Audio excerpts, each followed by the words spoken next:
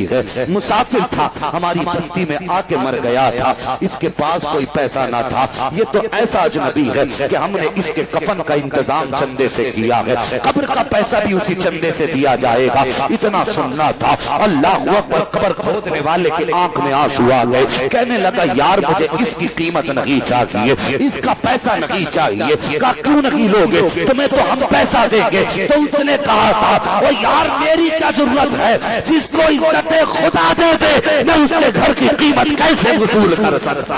अस्सलामु अलैकुम रहमतुल्लाहि व बरकातहू। तो कैसे हैं आप? आज हम आपके लिए मुफ्ती मोहम्मद रज़ा साहब के बहुत ही बेहतरीन बयान लेकर आए हैं, जिसे सुनने के बाद आपका ईमान भी ताज़ा हो जाएगा।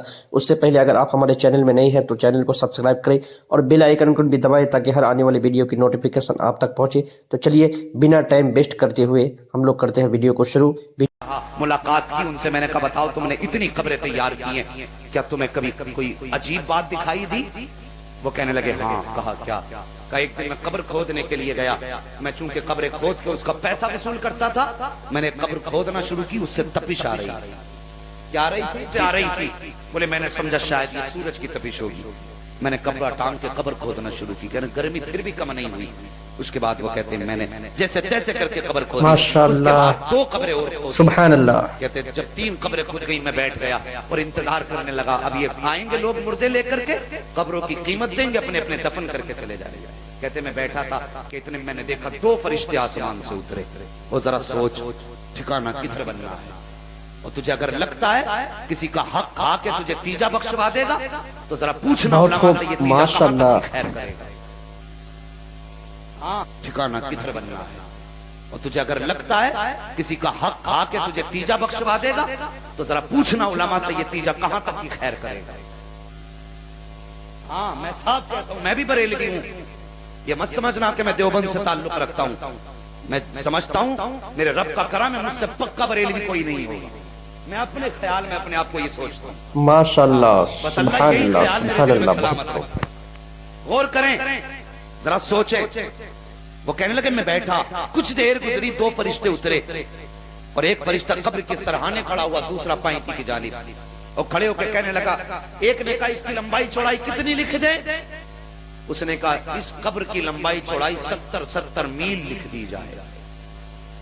70 मील लिख दी गई। दूसरी कब्र के पास आए, कहने लगे इसकी कितनी लंबाई चौड़ाई करनी है? में बयान कर रहे हैं माशाअल्लाह, ऐसा हकीकत बिल्कुल सच है, बिल्कुल ताकत नजर कुशादा लिख दो। जहां तक नजर जा रही है वहां तक इसकी लंबाई चौड़ाई लिख दो। कहने लगा जब बात आई तीसरी कब्र की, कहने लगा एक सरहाने खड़ा हुआ, दूसरा पैताने, जरा गौर करना। का इसकी कितनी लिखनी है? का फरिश्ते ने यूं हाथ किया, मैंने देखा देखूं किस कब्र में कौन आता।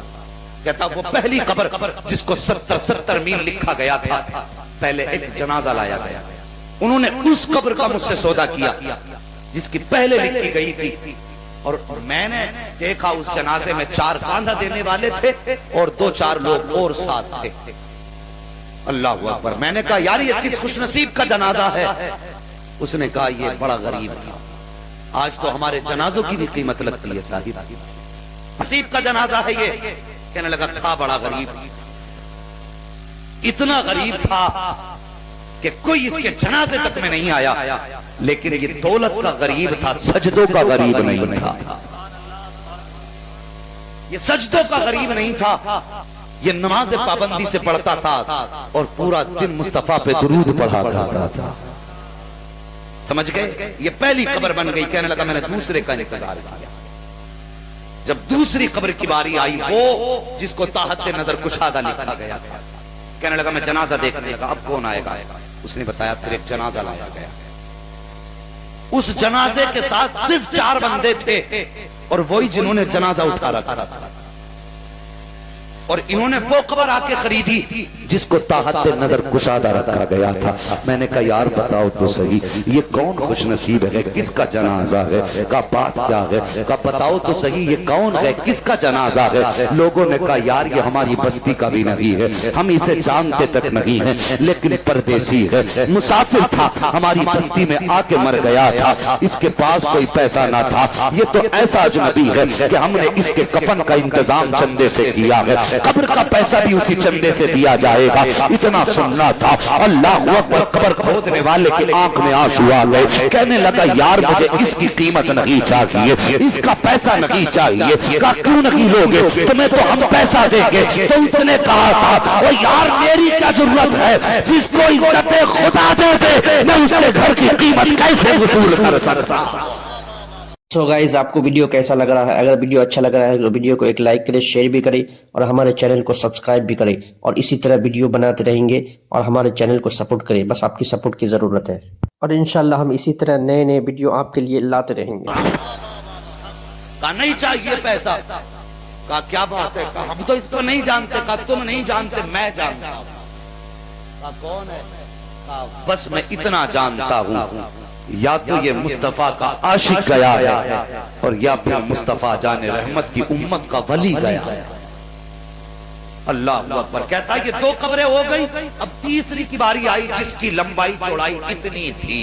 آپ کے دیکھو 5-6 فٹ کے ہو گئے, اور اتنی جگہ میں بند کرنے کے لیے کتنا مسالہ بنانا پڑے گا. خیال کرو تیسری قبر کی باری آئی. کہنے لگا میں تو بیٹھا تھا اپنی جگہ پہ, میں نے دیکھا ایک جنازہ لایا گیا. لوگوں کی بھیڑ تھی پیچھے, تاحت نظر لوگوں کا ہجوم آ رہا تھا, اور جنازے پہ بھی مخملی چادر پڑی تھی. میں نے ایک کو الگ بلا کے پوچھا یار بتا تو صحیح یہ جنازہ کس کا ہے؟ اس نے کہا یہ اس شہر کے سب سے بڑے امیر کی بیوی کا جنازہ ہے. کہا پتا اس کے عمل کیسے تھے؟ اس نے بتایا عمل نہ پوچھ, ہم اتنا جانتے ہیں اس کو دولت نے بگاڑ رکھا تھا. اس کے گھر میں دولت تو تھی لیکن اس کے گھر کے سجدوں سے مسلح خالی تھے.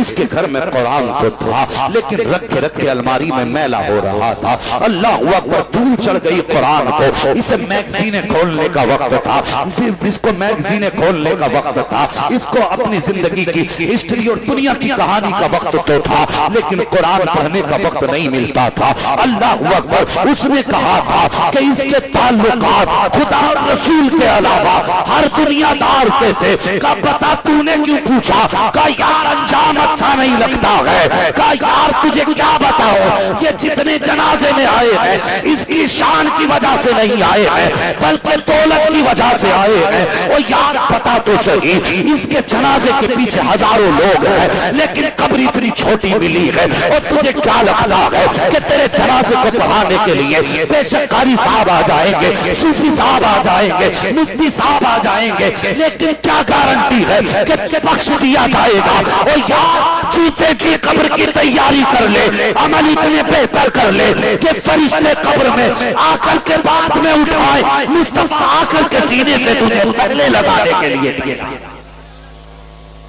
مگر جوان کھیل کتنا کھیلے گا جوا, ڈوب شراب میں کتنا ڈوبے گا. اگر شراب پیتا ہے تو پھر سوچ حضور سے حوض کوثر کیسے مانگے گا, جام کیسے مانگے گا کوثر سے, سوچنا پڑے گا. اور شاگرد وقت ہوتا تو میں تم سے بات کرتا. بدلو جوانوں اپنے طریقے, اور خدا کی قسم یہ ساری چیزیں دھوکا ہے, صرف ایک چیز میں سچائی ہے اور وہ رشتہ میرے مدینے والے مصطفیٰ کا رشتہ ہے.